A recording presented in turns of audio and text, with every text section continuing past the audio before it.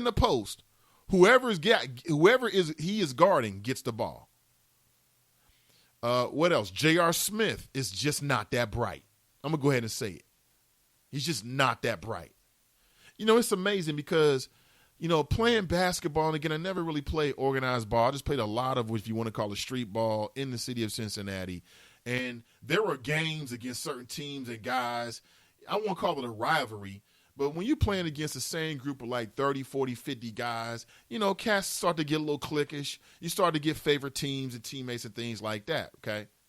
So I played games when it was like super intense and everybody was taking it seriously. Like cats are getting your grill about doing something stupid. And it's just a basketball game. We just try to have fun.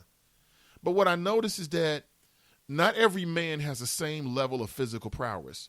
And two, not every man has the same level of physical intelligence. And that's what I see with J.R. Smith. I mean, he's a liability. I mean, where's his defense? No defense. Then you got LeBron James. He's trying to play his man, and then he's trying to help everybody else. You go to the 4 position, you got Kevin Love.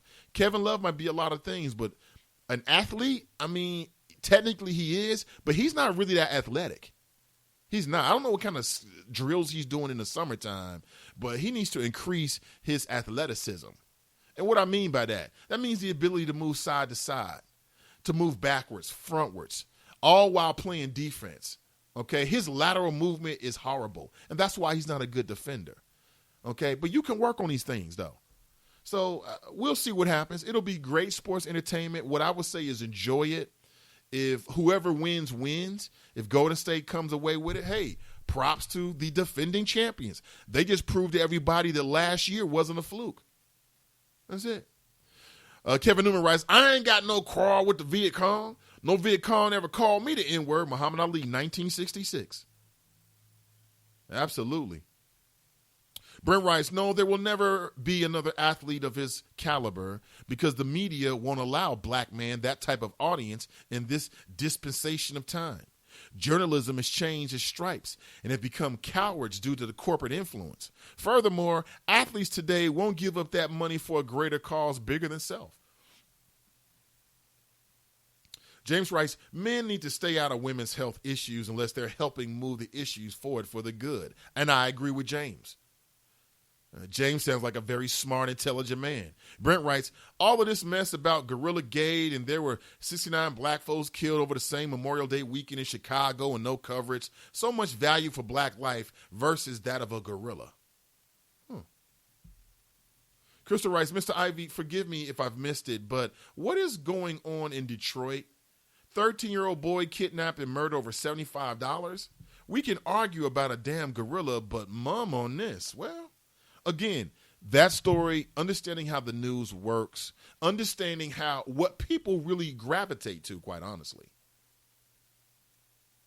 There's a desensitization. There's a desensitization that's gone on when it comes to the reporting of crimes that happen in urban centers or crimes of violence happening with black people. We are desensitized.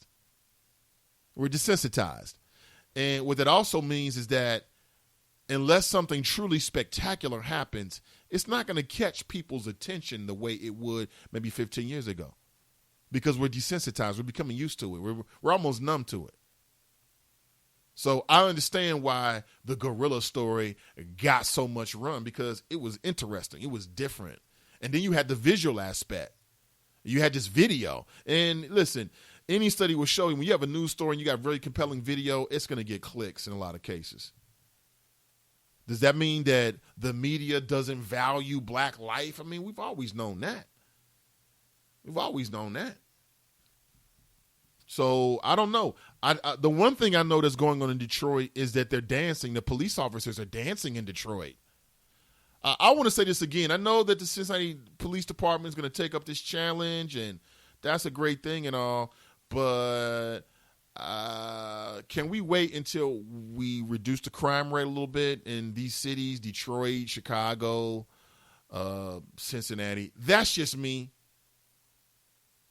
And also, is Kevin Newman, is O.J. Hancock going to be in the Running Man video?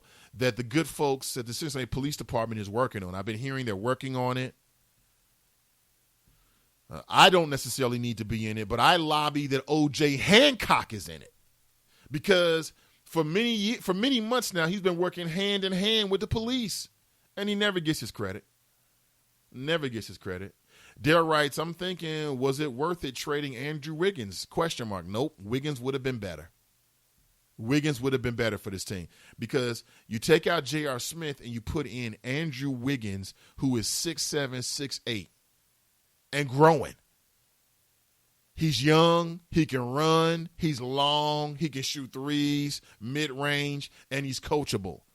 He would have made the perimeter defense for the Cavaliers much better. Much better. Imagine Kyrie, Wiggins, LeBron.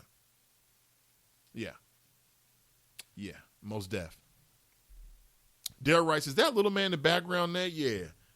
Trying to interrupt Daddy's show.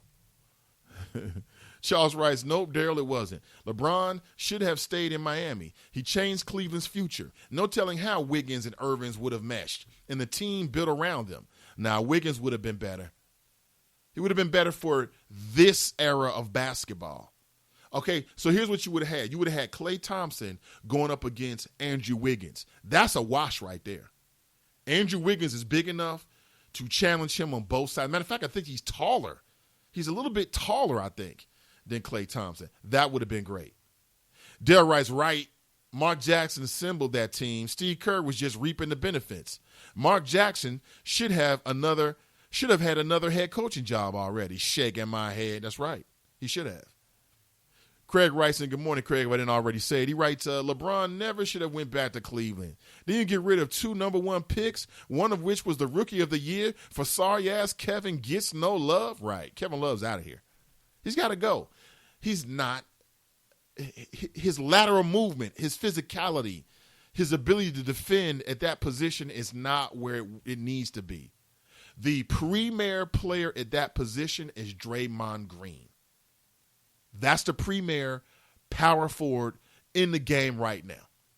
So all the teams should be trying to get Draymond Green clones or players that can match his physicality, period. Kenny writes, Mr. Ivey, I've noticed this is the second time I didn't receive a notification when the show starts. Can you let them know about that glitch? Absolutely. That is a huge issue. If you're listening, you're like, well, what is she talking about? If you go to Spreaker.com, I'll tell you what, the best way is to go to Nathan Ivey. At the very top, you're going to see a little media player. You'll see an image of me. Typically, I'm like talking behind the microphone. You'll see the mic flag and everything. And you're going to see a little play button. Okay. If you click on the text, the title of that particular show, it'll take you to my Spreaker page.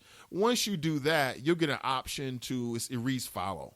If you click on that, you can follow the show with a Twitter account or a Facebook account. I mean, it takes like 30 seconds. It's very, very painless. But what it will do is it will allow you to get a notification. Basically, you are subscribing to the show on a morning basis. So as soon as I hit the live button, you should get a notification. Is anyone else having that issue? Because if so, I'm going to address it either way. Appreciate that. Brent writes, yeah, it is true about Dave Parker. I thought that was known for a while that he had Parkinson's. Maybe I did read that. Someone writes, Kevin Love is a powder puff. What? Dale writes, damn, Nate, the Cavs need to hire you as head coach. Very observant on the Cavs players, like you looking through a head coach's eye. I mean, listen, I'm very observant by nature. And when you've played basketball and have very intense competitive games, you just pick up things. You can see these things. The Cavs need a lot of help. They need a lot of help.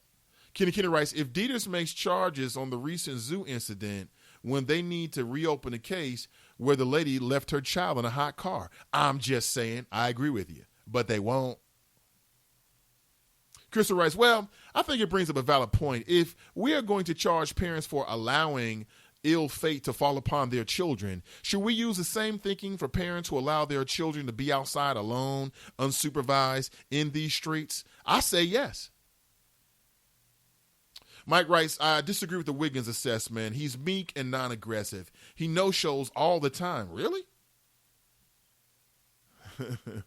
Ed writes, I thought that was a little Nate Jr. What's up? Good morning. Good morning. Kenny writes, give thanks, Mr. Ivy. Absolutely. Brian writes, no issues with Spreaker. Yeah, that's a big issue. Because what I want is for you to get a notification. That's the best way to know when we're live. And as we move forward, let's say I decide I want to, let's say, sometime in the future we want to move the timing of the show. I'm not saying that's something I'm mulling over. I'm not. But I'm just saying for the sake of the point I'm trying to make. Then let's say I decide I want to start the show at 10 a.m. Let's say I decide I want to move the show and make it a night show. I have not making that decision at all. I'm not foretelling anything at all. I'm just using it as an example. Well, then you'll still get notification when the show goes live. Let's say we decide, the good folks at Superlative Media decide to produce and promote another show. Well, then you will still get a notification about that show as well. So that's very, very key. I'm going to look into that, Keena. Absolutely. It's key. I want to make sure that you can find me. So all day long, I think what we should do is all day long, and I know how it is. I mean, people consume many forms of media. So you may listen to me. You might be listening to other folks in the city. You might be listening to Mr. Ware or the Breakfast Club or whoever. You might be listening to folks outside the city or whatever. If you're interacting, make sure you let people know that the reason why Ali was great was because he stood up to the status quo. That was the true measure of his greatness. Not just because he beat up a bigger black man. I mean, anybody who says, oh, he was so great, the Rumble in the Jumble, he's the greatest. Basically, what they're saying is that Ali was great because he beat up a bigger black man. That's it. And if that's your measure of greatness, then damn it, I'm telling you, your standards are very poor. Bring your standards up. Ali was great because Ali stood up to the status quo during wartime and said, I don't believe in it and I'm not going to participate. It's a conscientious objector. And to me, that's the very essence of having a conscience. I mean, it's easy to hem and haw and talk when nothing's on the line. And we've all done that, right? It's different when everything's on the line. Everything's on the line. Much different.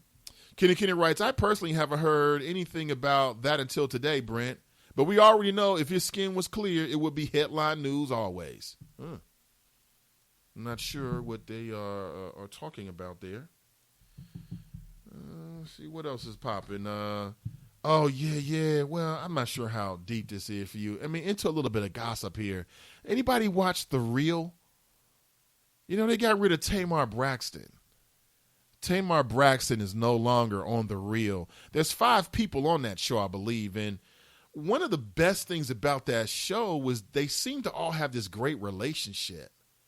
Right? They seem to have this great relationship. They all liked each other, but they were so different, right? So there was someone who, no matter who you are, you were probably going to identify. They had Tamar and Lonnie Love. I saw a video that Lonnie Love did when she says, listen, to all the Tamarshians and everybody else, I still love Tamar and I had nothing to do with it. She said, look, I'm trying to hold on to my job. Isn't that interesting? So I don't have that control. It's very, very interesting. It's daytime television. It's very deep. But Tamar Braxton sat down with Steve Harvey for his morning show, and I heard the audio. It's pretty rough audio. I'm like, where were they recording this, over the phone? But anyway, and she damn near broke down in tears. And she feels like some of her sisters stabbed her in the back. How common is that among women? I hear that women can be very catty. That means competitive. Have you ever been stabbed in the back? Maybe you're in the workplace by another sister? Y'all wait. This glass ceiling is stopping both of us, sister. We got to stay together. And by sister, I mean female. Or perhaps you've been stabbed in the back on a job by somebody who looks just like you. Have you ever confided in somebody like in the professional space and it came back to bite you? Isn't that the worst? And that's the way that I'm kind of reading this whole Tamar Braxton thing. A little tidbit there. I know it's not as serious as maybe the death of Muhammad Ali, but it is in the news. It is.